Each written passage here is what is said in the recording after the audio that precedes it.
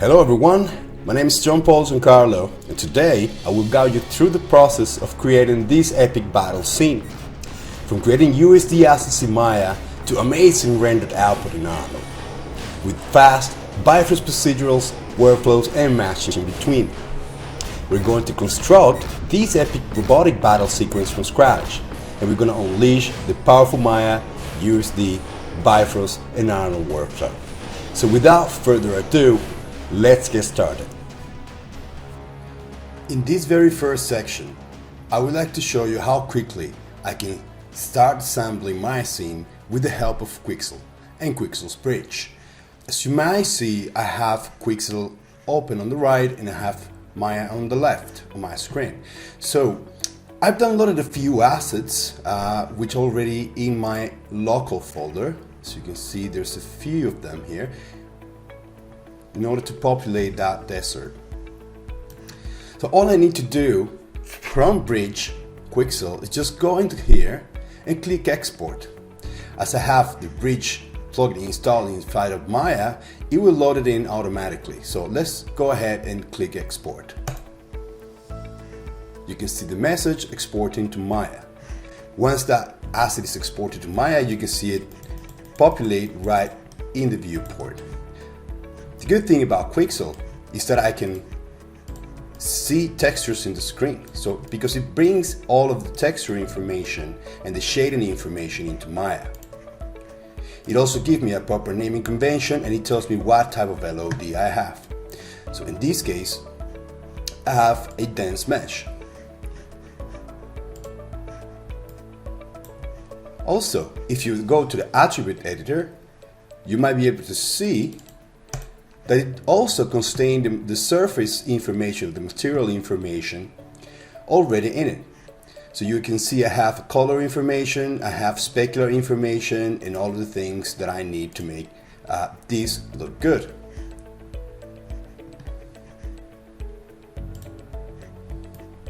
Now, all I need to do is bring all of the rest of my assets into Maya and start doing my assembly, as I would regularly do. Now I'm going to speed up the process and I'm going to bring the rest of my stuff and you're going to see me working very fast.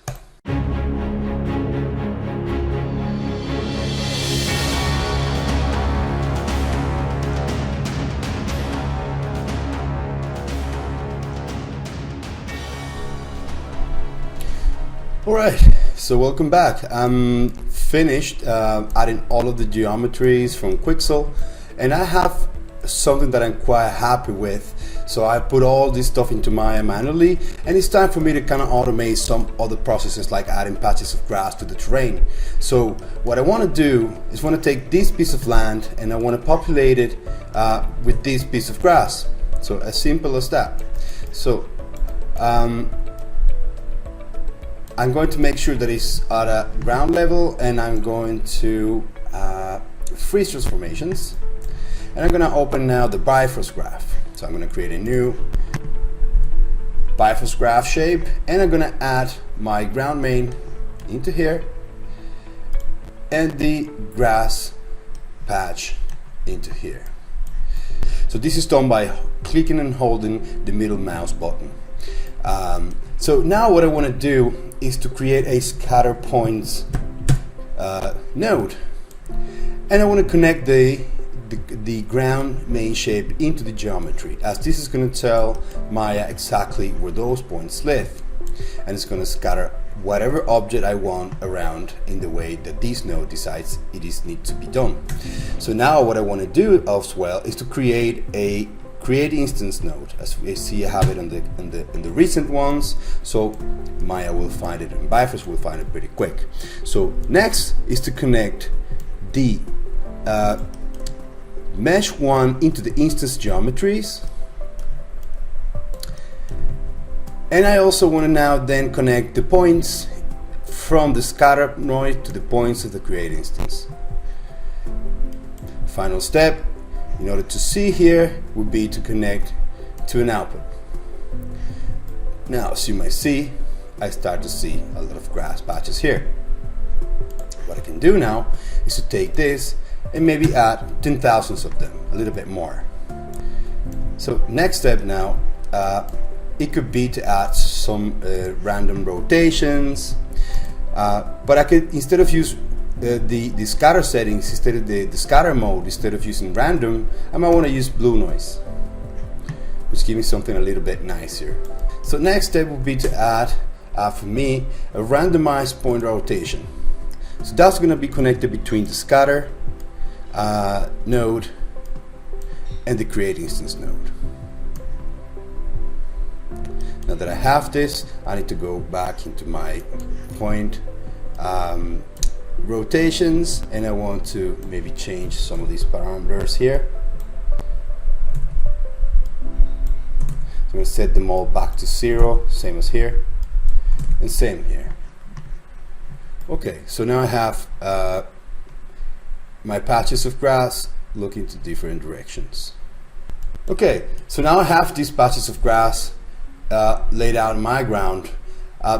In order for me to be able to export this as a USD file, I need to convert this into Maya geometry. But in order for that to work, I need to add an extra node here in between the instances and the output. So I'm going to disconnect here, and I'm going to create a bake instance geometry node.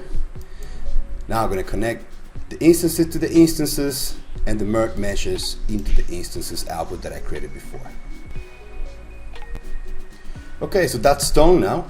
As you see now, Maya is struggling a little bit to work with this, but that's no problem. We can go into the node editor now, and we're gonna find the Bifrost graph shape here in the outliner, and we're gonna source it into the node editor. Once I have that, I want to expand by clicking Alt plus left mouse click, and you'll see I have the instances output. What I can do in order to find it a little bit better is to rename the port, and I'm going to call them plants or grass or whatever. So now I have this. You see I can find them quickly on top of the Bifrost graph shape 1. I can then now type click on tab on my keyboard and find a Bifrost Geo to Maya node. So now what I want to do is connect plants into the Bifrost geometry. So next step will be to connect then a new node, which will be a mesh node. And this is what going to give you this polysurface output, as you might see here. So what I want to do now is go into the Maya mesh and connect the mesh 0 into the in mesh. Okay, so now that I have compared all my my grass into a Maya surface, now I can basically just rename this as grass geo, and now I'm ready for me to start exporting this set into a USD file. So let's get started with the USD part. Okay, so before we start exporting this as USD data, I wanted to bring just this one sample here and show you some of the limitations that we have at the moment with USD. So what I'm going to do is just going to take this particular stone, and I'm going to do the typical, which will be to export the selection as USD.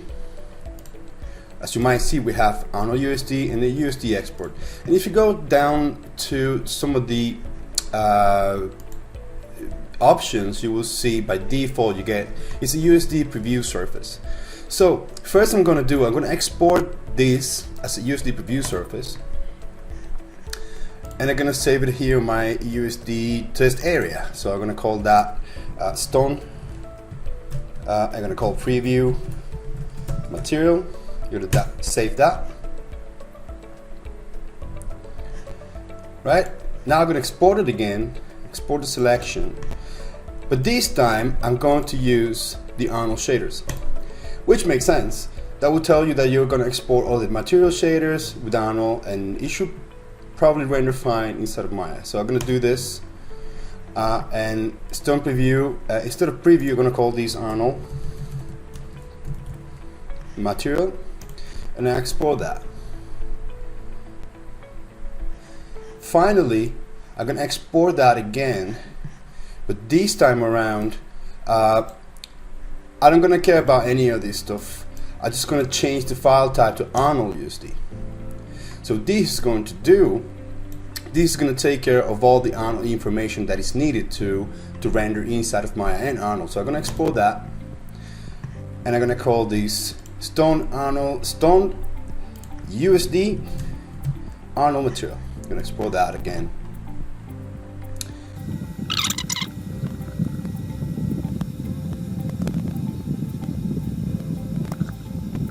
All right. So now that I've exported these three objects, what I want to do now is to bring it in. There's two ways of importing them back. You can import them directly from the import menu, and basically whenever you do this, it's going to import it as the same hierarchy. So that's not really what we want to do. What we want to do is to create a stage from file. So in this case, I'm going to do stage from file, and I'm going to go find my first preview material. Okay, you see that loaded pretty quick, and I'm gonna move it away, and what that gives me is just a preview of that particular material over there. Next, I'm gonna again stage from file, and this time I'm gonna bring the Arnold material, the one that I selected the Arnold material. As you might see, it does not bring any of the texture to the viewport, does not show any of the texture to the viewer. So if I expand this, you will see inside of the USD file, all of the texture information lives here, but somewhat, for some reason, it does not show in the viewport, and it won't render either. So just for demonstration's sake, let me add a Skydome light pretty quickly, and I'm just gonna hit render. As you see here, I see the geometry, but I don't really get any texture information. So what I want to do now, and I'm gonna bring in stage from file, but this time the Arnold USD export. So I'm gonna create, this one does not have textures in, it does not represent any of the textures, unfortunately. But if I hit render, you will see I do get all the relevant texture and information that I was missing before. So an exact replica of the original Maya file in Arnold USD format. So the reason for this is that the Maya USD menu exports the Maya scene to USD, including the whole X form, hierarchy, and the whole sequence. But as now, it won't export the Arnold data yet. So the team is planning to extend the Maya USD export so that the Arnold data is exported as well. But when this will be done, the Maya USD export should have everything you need. But for the meantime, you will have to export it in this way. Okay, next step before we proceed now to start exporting every single piece of this environment as USD, what I want to do is to optimize the scene a little better. So what I've done is to basically group and separate all of the elements on the different groups. So I have environment candidate GRP, which stands for group. If I expand this, and let me actually just expand like that, you'll see I have all of the rocks and plants in one group, large canyons in another group, rocks in another group, and I have lights in another group, and the grounds in another group. Then I have loosed what I want to do is a variant later on, which is going to be this here standalone rock, right? So if I isolate that, you see it's got a particular shape. And then I have the variant, second variant, which is this one here. Okay, so moving on. In order for me to simplify the scene or the way I'm going to be loading this as a stage in USD, I want to take first all the large canyons, and I'm going to take all of them pieces of geometry, and I'm going to combine them into just one, because I know they're not going to be moving at any point in stage throughout the production. So now that I have done that, I can just go ahead and delete by type history, And now I just left with nothing under that group. So I'm going to take the large and I'm going to put it in there under the group, which is pretty much just one shape. So I'm going to do the same with the rest of the objects. Alright, now I have completed merging and grouping all of the objects. I'm going to proceed to start exporting these as USD file, and particularly Arnold USD. So I'm basically just going to grab the main group, so the top, as you might see here, and I'm going to go to Arnold, scene export selection to USD.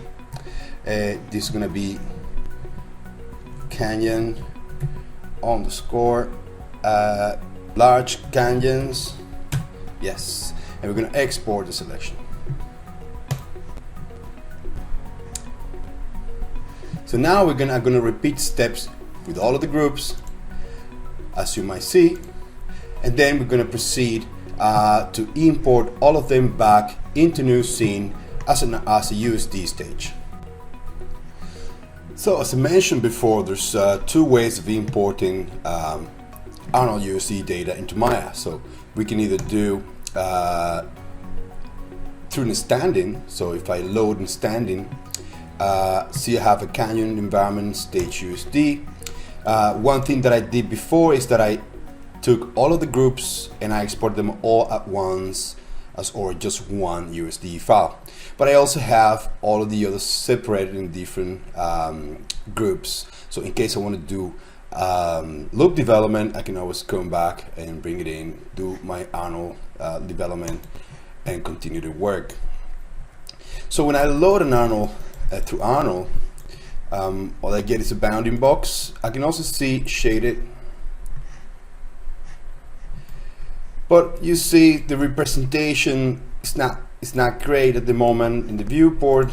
I can also adjust a little bit here, the near clip plane and the far clip plane, to see a little bit better. But the representation anyways is not the best. But if I go into the standing here that I've created, I can go to the file contents. So you see that I have pretty much all the file contents in here. Which thing about this workflow is that then once I have this stuff in memory, so I can take any of the objects here and I can start assigning different, for example, shaders or different operators, like so.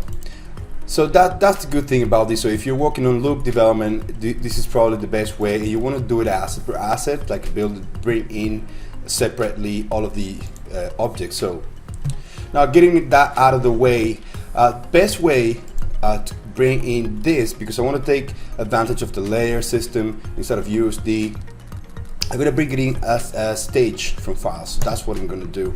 I'm going to bring the stage, and you see that loads a lot quicker, and the representation is much better in the viewport. Now, please allow me to waste 1 minute of your time so I can demonstrate the difference between loading a Maya file and a USD file. So I'm just going to load this speed test, or this scene that contains all the Maya information, and see how long it takes to load.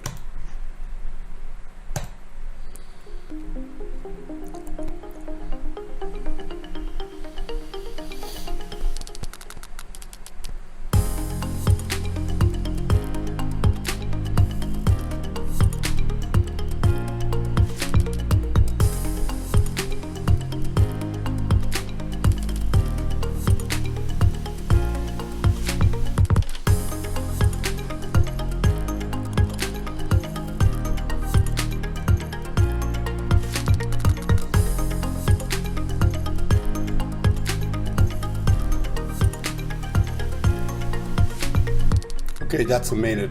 Mine is still loading. So now let's bring that USD stage. Boom, voila. That was that fast. I didn't have a character loaded here in this particular scene.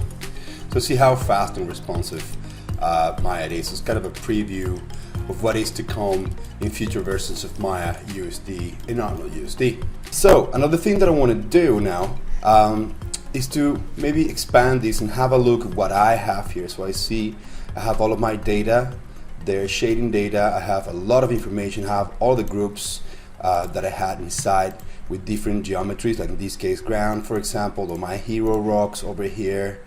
You see all that information is being grouped in the same way. It just looks a little bit different here. But what I can do now is just pretty much just create, just right click and go to the USD Layer editor. What you want to do at this point is to start adding layers. So I want to edit the content of this file, right? So let's say we're gonna do some changes or variations in this. So first things first, I'm gonna create one layer and then I'm gonna create a sublayer. And this could have tons and tons of different things, right? So but in this case, I'm just gonna be doing layout in this particular case. This is what I'm gonna save, so I'm not gonna create any more layers or any of that, so just layout. So good. So what I want to do now, I just want to save the layer edit. So if I click on this icon over here, it gives me the ability to save the stage, right? So to save this particular layer. So what I want to do is I'm going to rename this very first one. I'm going to call it sequence.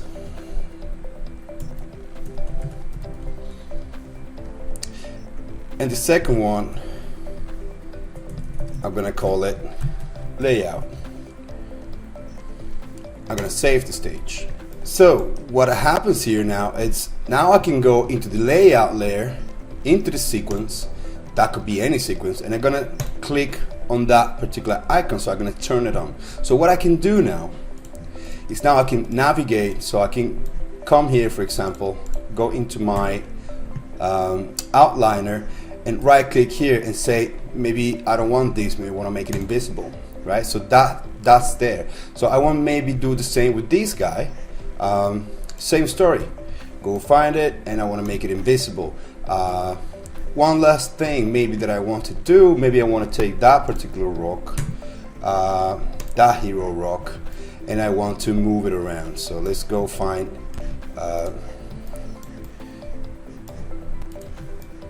the pivot is a little bit far away, so that's gonna be my mistake. So I'm gonna move it, I'm gonna place it right there by holding the D key and moving the pivot.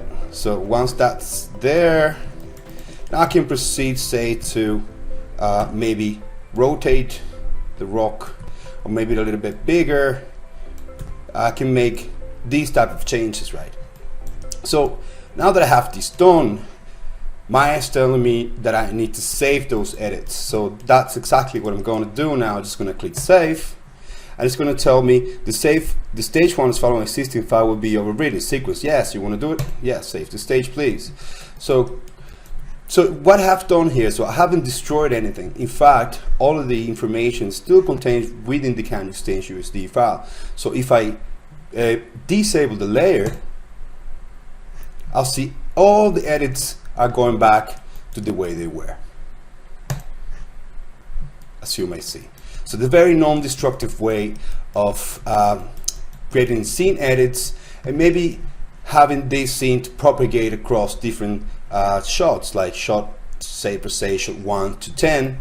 Maybe I don't want to have this, so I can then, you know, disable that particular layer or load a different layer with different edits. Next step for me is going to be to now get the animated character, export it as USD data and bring it back in. Okay, so I have opened the robot animation. By the way, this animation and this model was purchased in TurboSquid. I will put the credits here. And basically what I have is very nice articulated animation of this robot. But this very interesting case that I want to show case to you now is the fact that the bone hierarchy is not your average where you have a main joint and then you have a hierarchy to follow. This is not the case in this particular robot.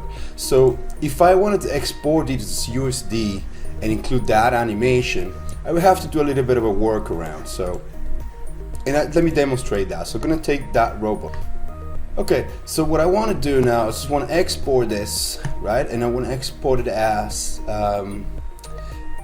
again, as Arnold USD. But if I scroll down, it gives me the option to include sequence. So now let's do that. If I export this selection now as an Arnold USD, I'm gonna create a folder here. I'm gonna call it robot underscore ANN, and I'm gonna save this as robot underscore ANN. I'm gonna export the selection.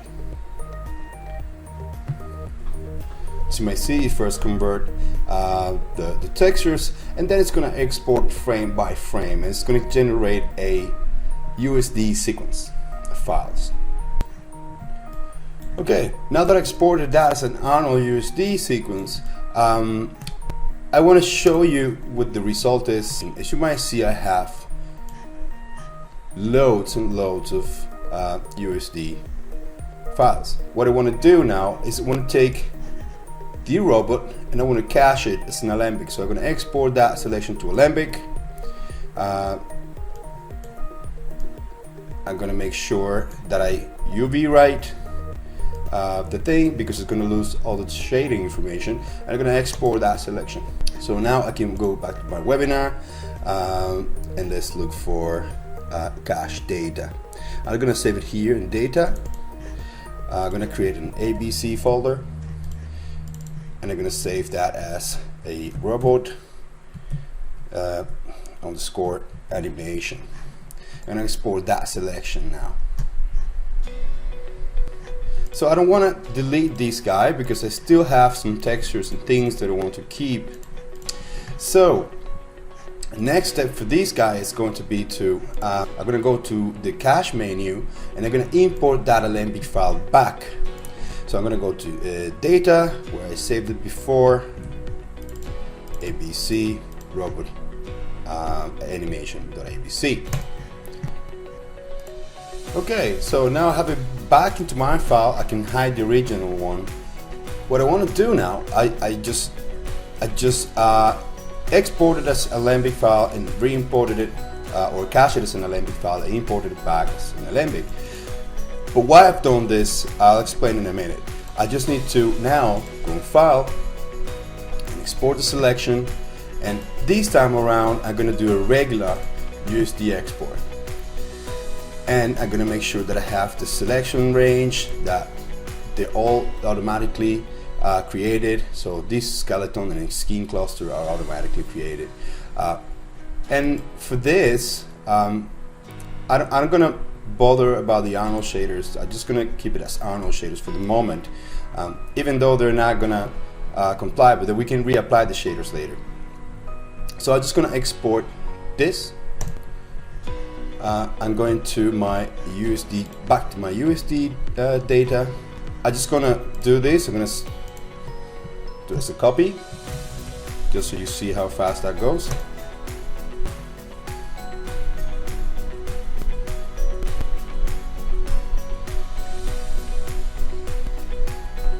Cool. Finally, I'm going to hide this guy, and I'm going to unhide the original one, and I'm going to again export this guy as a USD export. Same settings, same story, but this time I'm going to call it robot animation or original. Let's call it original. Okay. That's all great.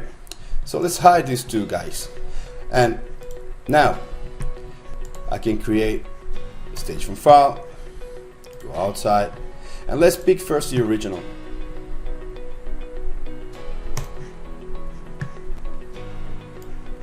Okay, the original doesn't seem to be there, so let's see what happens if you swap to GL Hydra. You see, now we start to see something. But the main issue here is that I'm not getting all of my geometry because of all that problem that I mentioned before. So the hierarchy wasn't good. It wasn't something that Maya or USD expert would not really understand or would know how to interpret. So that's why we exported as an alembic and exported it back. So that's what I want to do now. I want to create again a stitch from file, but this time around I'm going to choose the robot animation that was exported with the alembic data. Okay, as you may see, the viewport 2.0 won't pick it up, but the GL Hydra would. So now that we have something that we can work as USD, we can proceed now and import these data into our environment. So back in my stage, I want to go into my layer editor, and what I want to do now is just go back to the top and want to create another layer, and for that layer, well, in this case I'm going to load a sub layer because I've already exported the animation of the robot with textures and everything. I'm just going to load that particular layer that I exported. So I'm going to just go and load this animation test textures that I have, and I'm going to click load. Then I'm just going to click on load sublayers. As you may see, that guide appears over here. At this time, these anonymous layers only exist in memory, so I need to actually save them. So I'm going to click there, and then for the very first anonymous layer, I'm going to call that shot,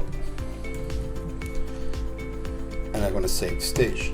Now I can start editing this particular layer, Robot 2, because I have fixed the translations that cannot be moved, but I can for certain do rotations.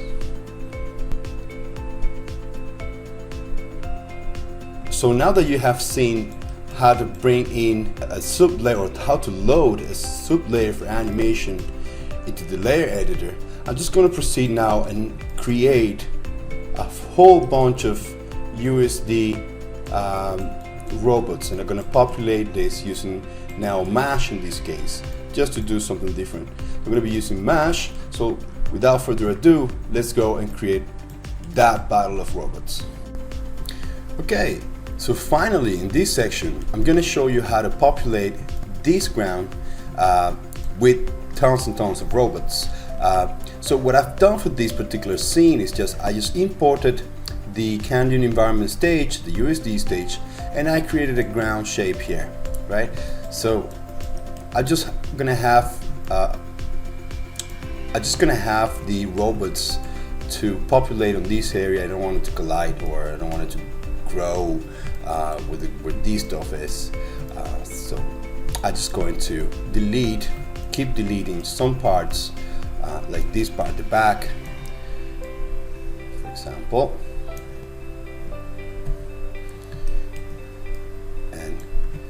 These two.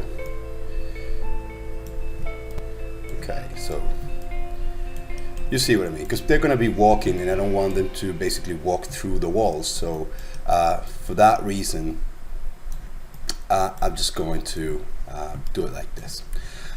So anyways, next step is going to be to bring in an Arnold standing. Remember before we exported the animation as an Arnold USD, and it created a long, very long sequence. So we did that after exporting the alembic file.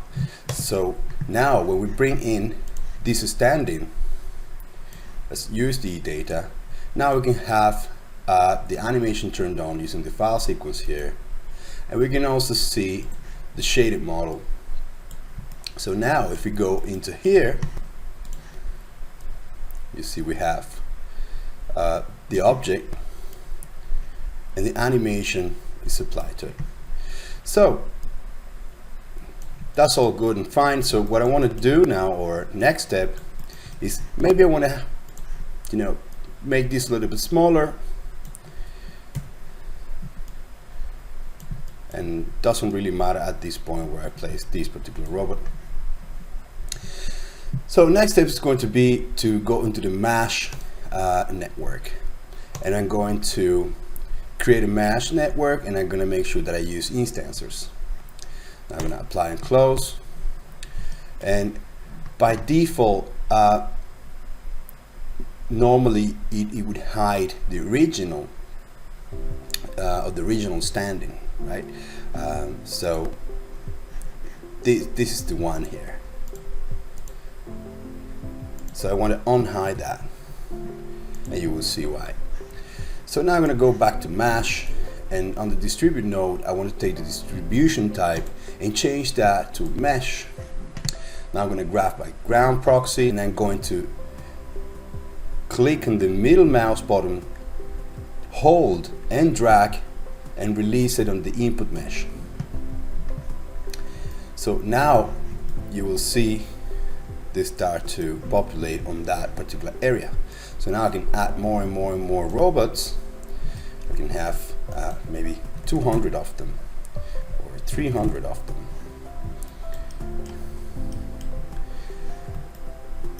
And I can still preview that animation. Okay, so next step is going to be to animate the node. So what I can do is just to add a transform node,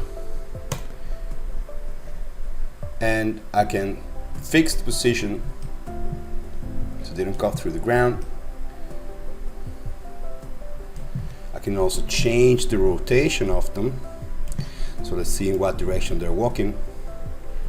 Okay, so pretty much towards the front, so something like so. And finally, it's just a case of animating all the robots in this particular direction, right? So that's what you want to do. This is a very simple setup. You can also do this with Bifrost and have the robots avoid certain areas. You can also add in these particular things follows, for example. On the distribute node, you can add follow, so it doesn't really distribute around certain areas. But for time's sake, I'm just going to leave it up to here, and I'm just going to continue with the lining part. Okay, so we have finally come to the last bit of the presentation, and now we're gonna basically go through the lightning setup. So what I've done for this is basically added a skydome light. So if you go to the Arnold menu, you can find the skydome light. So basically just create one.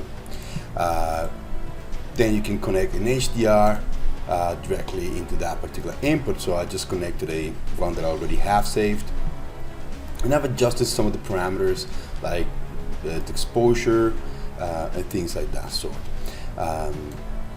So next up, render settings. So if I go to the system tab, you will see that I have the render device set to GPU, and the Arnold render settings and the camera AA samples. I only have 2, but I have enabled the adaptive sampling, and I have the max camera AA sample set to 4. So, and for the common parameters only, for the common parameters, I've adjusted the image size to 1280 by 720. So now let's have a look at the Arnold render view. So this is the final result that I'm getting here. So let me explain a little bit what I've done. So I have, if you click on this particular icon, you will have access to post. So basically this gives you access to images, and you can add different types. So in this case, I've added a color correct, a tone map, exposure, lens effects, white balance, another color correct, another white balance, and then denoise optics. So that's what I did here. The good thing about this setup is now that I can start adjusting things. So if I hit play, because I've already loaded this scene into memory, all right. So now that that is done, now I can start adjusting color correction, for example. So I'm gonna add a little bit of gamma. So if you see, I've tweaked this already before. So I'm just gonna add a little bit of gamma here. And you see, I get really quick response there. I'm also getting a denoise version of this. So if I disable the denoise optics, I have a much grainier image. So I'm just going to enable it back up. And you see a much cleaner image. So I can start now tweaking things like, for example, the tone map, which I already have a gamma added there. So I can add even more if I want, bring this up a little bit more, like so. I also have the exposure. So I can add a little bit more of exposure over there. You see. Start tweaking my scene, make it a little bit more cinematic. I also have a lens effect that I've tweaked, that I added before, which is added to the effect. The white balance, I have changed the mode to luminant, and I have chosen overcast. So see what happens if I choose shade, for example. Maybe sun.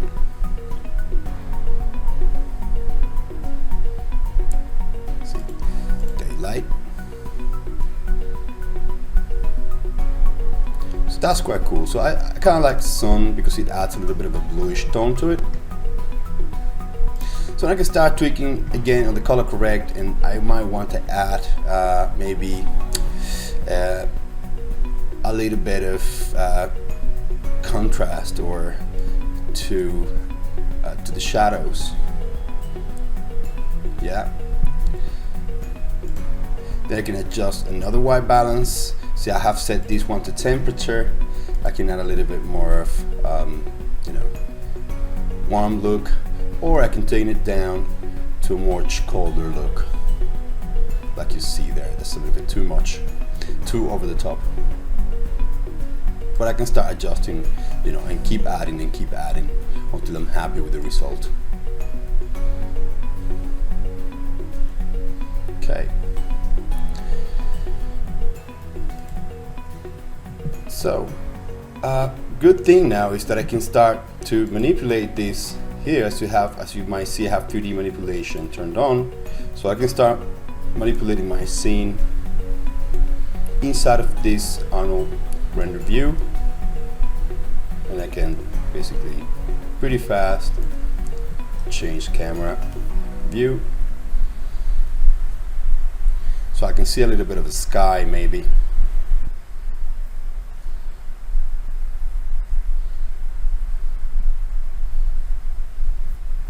And boom. So now I have a render image that I'm quite satisfied with, and I can pretty much send to render. So thank you very much, and now it's time for Q&A.